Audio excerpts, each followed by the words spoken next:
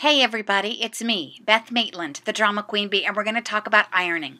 In a previous tutorial, we saw how to make this lovely little ironing board to put on our work table, and I have the coolest iron ever. This is the Oliso Pro, which is got iTouch technology. It's got vertical and horizontal steam. You can load the water from the front of the iron. It's the most awesome iron ever, but we're going to talk about ironing pieces when you're making quilt blocks.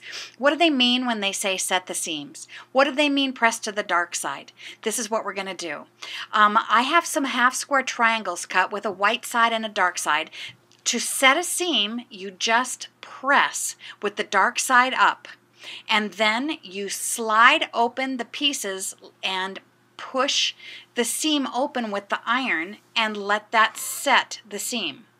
So what we're going to do again is dark side up, we press the seam, that's called setting the seam, we slip it open and let the iron's weight push the seam over to the side where it's dark, and then set that down and press it nice and firmly so that that is good and even and set for us when we add more sewing to those pieces.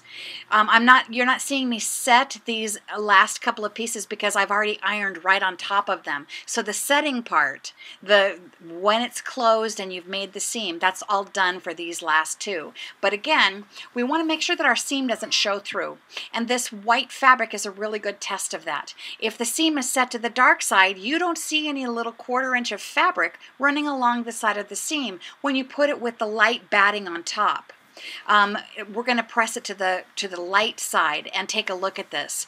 Because the batting is light, when you put your quilt sandwich together and do your quilting, if it's pressed to the light side, you're going to see that little section of 1/4 inch seam running right along your stitches, and that's going to show.